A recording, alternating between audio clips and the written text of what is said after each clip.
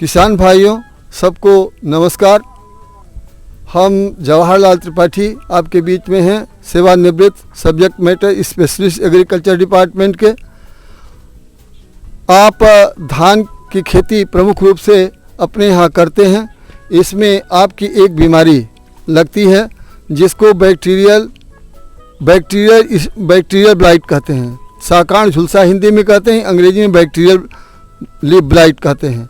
तो आप समझ लें, यह बीमारी जो आपके खेतों में जो लगती है, एक बैक्टीरिया है जो जैंथोमोनास ओराइजी नाम का बैक्टीरिया, उसी से ये लगता है। तमाम आपके खेतों में फसलों में बैक्टीरिया होता है, लाभप्रद और नुकसानदेह भी। तो नुकसानदेह बैक्टीरिया जो है जैंथोमोनास ओराइजी, इसी से ये लगता है, तो ये बैक्टीरियल ब्लाइट।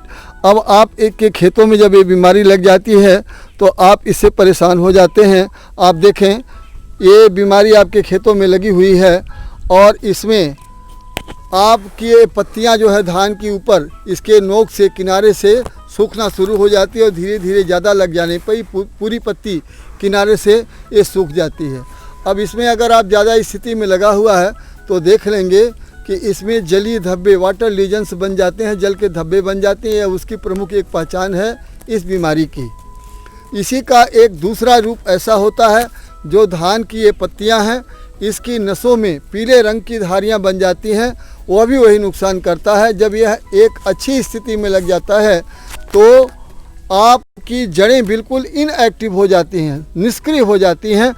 आपके फसलों में, खेत में खुराक रहते हुए भी ले नहीं पाती हैं। बालियां आपकी निकल गई हैं, निकलने के बाद भी जो है, और ये पूरा इसको खुराक, जब जड़ें बेकार हो जाती हैं तो ये जो है आपका पूरा ये फसल खुराक नहीं ले पाती है, दाने दुबले हो जाते हैं, चावल अच्छा नहीं होता, उसकी क्वालिटी गिर जाती है। तो ये इसकी एक पहचान रही।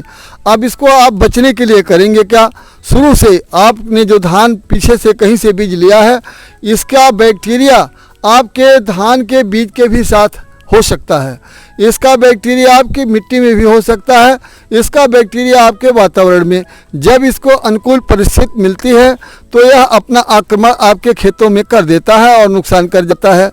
तो आपके खेत में अगर यह पिछले फसलों में रहा है या कहीं से जहाँ आप बीज लिए वहाँ से भी रहा है, तो इसको आप जो बीज अपने उपयोग में अगली फसल के लिए कर रहे हैं उसका शोधन कर लें, ज़रूर शोधन करें। और शोधन के लिए वही आप एक स्टेप्टोसाइक्लिन नाम की आती है, एंटीबायोटिक दवा है, और उसके साथ कार्बेंडाजिम ले लीजिए। कार्बेंडाजिम 2 ग्राम प्रति किलोग्राम के हिसाब से और 4 ग्राम स्टेप्टोसाइक्लिन, या समझ लीजिए 4 ग्राम स्टेप्टोसाइक्लिन आपका 25 किलो 30 किलो बीज के लिए आपका पर्याप्त होगा। तो इसका घोल बना करके 12 घंटा 14 घंटा के लिए उसमें उसको भिगो दें। और भिगोने के लिए ये नहीं, पानी आपका नॉर्मल टेम्परेचर होना चाहिए, रूम टेम्परेचर पर इसको जो है आप भिगोएं, पानी सोख लेगा, वहाँ से आपकी क्रियाएं शुरू हो जाएगी।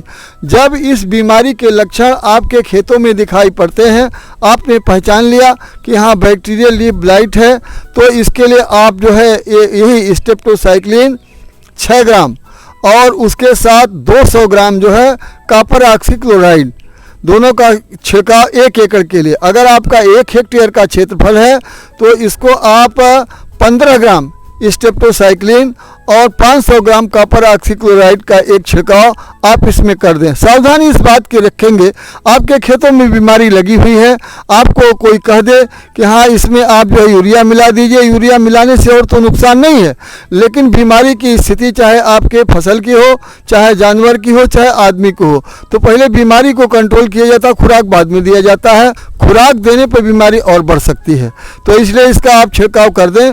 छिड़काव करने के बाद जो है आप 1 सप्ताह के बाद फिर इसका जो है आप दोबारा छिड़काव कर सकते हैं और स्थिति आपकी कंट्रोल। यही जो है दवा, अगर आप में वो बैक्टीरियल स्टिक डिजीज जो बतलाया, नसों में धारियां बन जाती हैं पीले रंग की, वो बीमारी है, तो यही आपका वो भी यही कॉपर ऑक्सीक्लोराइड और स्टेप्टोसाइक्लिन का छिड़काव कर देंगे, फसल आपकी जो है ठीक हो जाएगी और संभल जाएगी, अच्छी हो जाएगी। तो इस तरीके से आपका ये कंट्रोल हो जाएगा बीमारी। और इसका छिड़काव अगर बहुत आवश्यक समझे तो तीसरा भी कर सकते हैं, लेकिन 2 छिड़काव में भी आपकी बीमारी कंट्रोल में आ जाती है। तो किसान भाइयों, उम्मीद करते हैं आपको BLV के बारे में, मतलब बैक्टीरियल लीफ ब्लाइट के बारे में सर पूरी जानकारी दे चुके हैं। तो सर का मैं पुनः बहुत बहुत धन्यवाद करता हूं कि हमारे किसान भाइयों को ये बहुत, जो हमारे धान के खेत में इतनी घातक बीमारियां लगती हैं जिसके कारण हमारे लाखों लाख, लगभग कुछ नहीं तो 60 से 70% का घाटा हो जाता है हमारे किसान भाइयों को। तो इसका समय रहते ही इसका इलाज करना बहुत ही ज़रूरी पड़ जाता है। तो आपको इसको करने की ज़रूरत है, और इसको करने से आपको कितना प्रॉफिट होगा, कितना फ़ायदा होगा, वो आप खुद समझते हैं।